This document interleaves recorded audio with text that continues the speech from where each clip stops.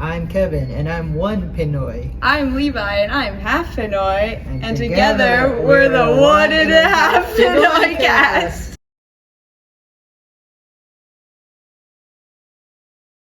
Okay, and so we have a write-in from a listener, and this is her situation.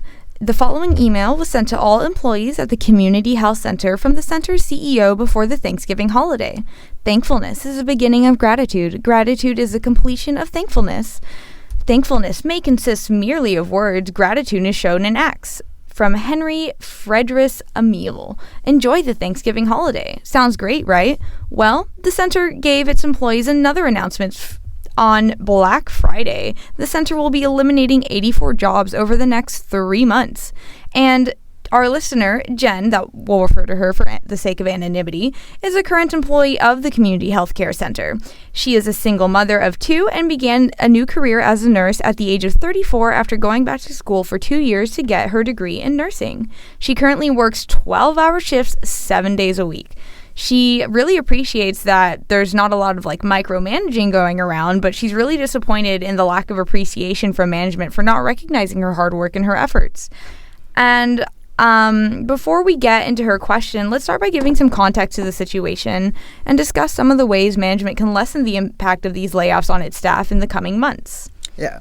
So here's a topic that's near and dear to my heart. As some of you might know, one of the Philippines' biggest exports are healthcare workers. Nurse Kaday. So this could hit close to home. Chances are, if you've ever stepped into a hospital, a clinic, there's at least one Filipino nurse working there. So when I heard of this downsizing of the healthcare center, I took that personally. Also, Jen is also a fellow person of color. She is Hispanic, by the way. All right. So how should a company handle downsizing? Well, first and foremost, they should be transparent and have open communication with these people. Mm-hmm. They can't just fire people with no reason unless it's an at-will state. Mm-hmm. But still, the ethical and right thing to do is be transparent with the people you're letting go. Let them know why and give them ample time to, because companies expect you to hand in a 2 weeks notice. Mm-hmm. When you try to quit. But they don't have the same, they're not going to give you the same courtesy. What about me? I need 2 weeks that I'm going to be fired. Exactly. You need 2 weeks for you to set up a replacement, then I need 2 weeks to find a replacement job. Exactly. Right? And do you think that it would have been better and more transparent coming across if they had mentioned this before the Thanksgiving holiday rather than saying, hey, happy Thanksgiving. Oh, by the way, we're firing 84 people. Exactly. That's like kicking downwards. They're already down. You could not wait or made this earlier. But I digress. Mm-hmm. Also, you should appreciate the employees who aren't affected by the downsizing, because they are going to be scared for their job security after this. Mm-hmm. After a massive layoff, what's stopping them from firing you next, right? Right. And Jen, she's already having an issue with that, feeling upper management isn't noticing her efforts and that she's not appreciated, and she's already scared that she's going to lose her job, and she's a single mother of 2 kids. What's she going to do without something like that? Exactly. And then you should also develop and give opportunities to these remaining people, mm-hmm. right? Because, again, now that you basically unloaded most of your workforce, the remaining people there are going to need more incentive to work harder. So you got to reward them, give them career opportunities to grow, maybe train them more, because in the end it's going to help better your company too with better employees. Right, because then they have a better chance of moving up in your own company without having to look elsewhere for other jobs if you're giving them ways to advance in it too. Exactly. See, I feel for the employees, and I hope they land on their feet. A great example of a company handling this very well is actually a gaming company called Riot Games. Oh my gosh, League, what's up?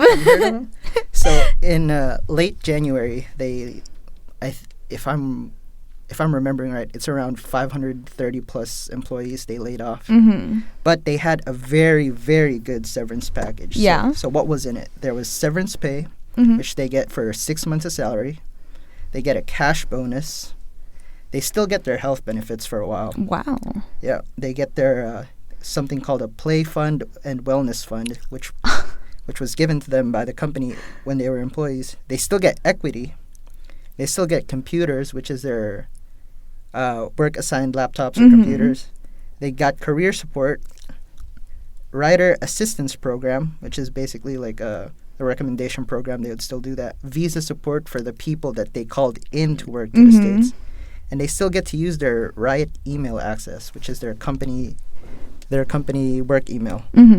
Wow, that's amazing. I've straight up never heard of anything like that, and that sounds fantastic. You would think the company that makes one of the most toxic games would be also toxic. Right?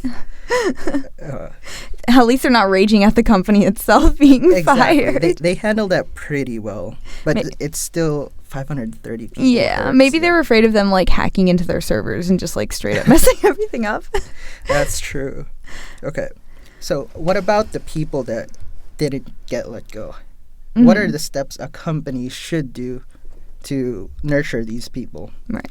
Well, first, like helping their professional career grow. Most companies only ever look out for like profit and stuff like that. Right. But to make profit, you have to have good employees, right?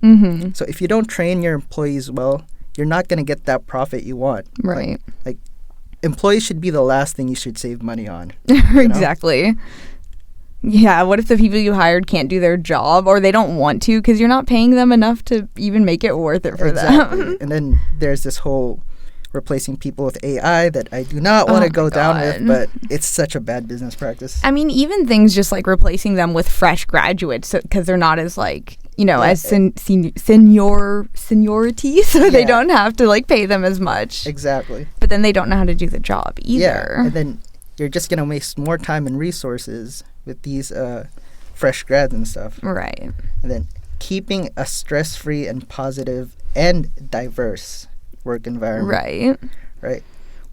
Work itself is stressful enough, but you don't need extra like sources of stress like politics. Oh, gosh. Like sexism, misogyny in the workplace. Racism. No, exactly. Oh my gosh. These should not exist at all. Not in the workplace, First of all, not in the home, not in the community, nowhere. But sadly, that's the world we live in. True. But it's up to us to like make the world better. Of course. Yeah, And then we should also provide clear and concise career paths. Like, okay, you hire me as a programmer. Where do I go from here, right? Am I just going to be a programmer forever? Like, you should let these people know that, we can bump you up into like an associate or like a general manager after this. It's just so I know what I'm working towards. Right. I'm not just stuck in, being the bottom of the food chain forever. Yeah. And employee involvement is very important. You can't just make decisions for like a department, a company without asking for feedback from the actual people affected. That's like very tone deaf. But you see that so often, like upper management coming in going, actually, I don't work in your actual job and I don't know what the current issues are, but you're going to do this anyway. And it's like, that does nothing but hurt us. Exactly. Like the people who don't even know how to do it feel like they have more say just because they're higher in the hierarchy. Right. There should be like horizontal and vertical communication. I completely agree. Yeah.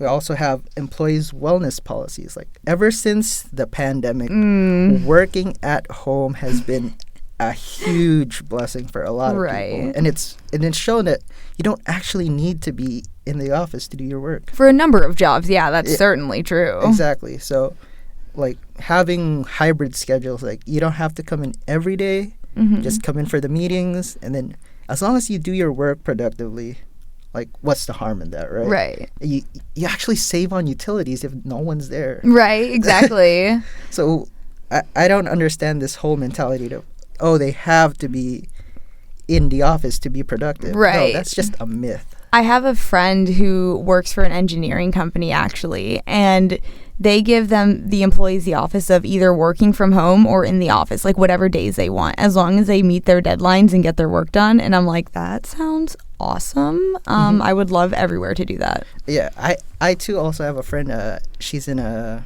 advertising. They gave her all of the equipment she could ever need and a food allowance just to work at home. That's amazing. Right? I would love a food allowance all the time. Exactly.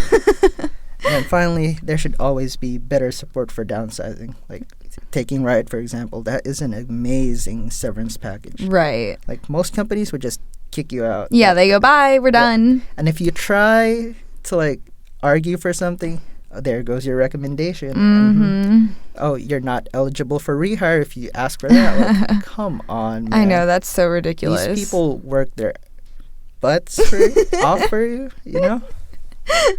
Well, everyone is already really stressed out. And so is there anything organizations can do to help develop effective teams in these situations and empower their employees when their work culture and economic environment is so stressful? Mm-hmm. Any thoughts on that from the get-go? It's okay. I know. I'm putting you on the spot here. Well, I've looked up a few sources, and the Harvard Business Review suggests methods like designating a time for uninterrupted work and fixing meetings. Mm-hmm. By fixing meetings, if it can be in an email, it should be in an email. Exactly. And they say designating time for uninterrupted work because it can take at least 20 minutes to refocus on whatever you were doing before. And so they say you should set, maybe an hour or so at the start of every workday, so that way people just have a set time to like do stuff. To add into that, uninterrupted work also means uninterrupted breaks. Right, yeah, Like, for sure. If someone is on their lunch break, you don't go up to them like, oh, can you take a look at this real quick? Right. No. Like, I'm off the clock. Yeah, a break is a break. That's part of their compensation. You don't mess with that. Right. But they all, by uninterrupted, they also mean like, this is not a collaboration time. This is a you get your stuff done kind of thing, which I think makes sense. Yeah. Another source, Talks Inc., it's called, talks about methods upper management can use, like giving subordinates and teams of employees the power to make decisions and solve their own problems and take leaderships of their roles, so that way upper management is free to do more managing instead of having to micromanage everyone around them if, your teams are capable of making decisions pertinent to their own roles. Exactly. It also it builds company morale when you feel like, oh, I have a say. Like, right. I have power. My voice matters. Yeah, exactly. Yeah. And they also very much recommend that you deal with problems from the get-go. It's like, oh, that, one person can bring down the entire team and ruin the, team dynamic and everything. So don't wait for it to become a huge like office world war, just get to it. Yeah, the butterfly effect, right? Oh my gosh. You should nip it in the bud. For sure. Don't let that butterfly grow wings and fly away, 'cause it's gonna be a mess. And then from everyone's favorite professional social media, Indeed, they recommend that upper management encourage and promote employees to continue learning and pursuing, like you mentioned, and I think that's a great thing. And also that management should build trust and rapport. So that's like, validating them and like not judging your employees when they come to you with concerns. Because there's nothing worse than being like, hi, I have an issue, and being told, well, you're dumb, and that shouldn't be an issue. Exactly. They're just going to be, keep your head down, work. No. If they're, they're trusting you with their problems, their issues, that, oh, this is making my work harder. Instead of minimizing that, you should address that. That is part of your company's job, to keep these workers working in good conditions. Right. It's like your upper management. You're managing these people who are below you. So manage them. Exactly. Like, help them. And something all three of these sources stressed was management should show appreciation for hard work and a job well done and reward employees for their efforts, which Jen over here is not getting any of. You mean to tell me pizza parties isn't enough for you? Oh my God, that barely worked in 5th grade, okay? It's not working in the adult world. And so are there, strategies that this health care center can use to help employees keep their lives under control that, haven't been fired, and let them continue to do what's best for patients? Because, now there's less staff on hand. Everyone's having to shift, their job duties a bit because there's not going to be as many people. So, maybe they can help these employees keep their lives under control by allowing staff to have a good work-life balance. Work shouldn't go home with them. They shouldn't be taking, their files home or whatever and completing notes at home. It should be work is work. And like you said earlier, if I'm not working, if I'm on a break, if I'm at home, I'm at home. Exactly. Like, I'm not doing work. Being on call is obviously different, but... Disconnect, Right? Yeah. Like, if you're not able to separate, you're never able to focus on one thing. Yeah. You're what are you working for, right? Right. You got to keep remembering, I'm doing this for my family to live. But if you're supposed to, work to live, not live to work. Yeah, I very much live by that motto. Like, sure, I did a lot of living to work by going to school and everything, sure. But it's like, I did that and I just need the money so I can go back to the Philippines and see my family. That's expensive. True. And so... to our listener's specific question, Jen asked if there's any advice to help ensure that she's not axed during these layoffs. I'm thinking maybe like reverse psychology, the management, like approach the management and say, hey, I know y'all are working so hard. Like, I see that and I recognize, I just want to say good job. Like, your efforts are noticed. And then, that kind of puts her at the forefront of their minds and make them see her more, Yeah. You also have to make yourself feel indispensable without undervaluing yourself. Right. Do your job properly and make sure they notice it. Right. But you also don't want to take on more responsibilities without getting compensated for it. I see a lot of people taking all these extra shifts, extra responsibilities just to be noticed.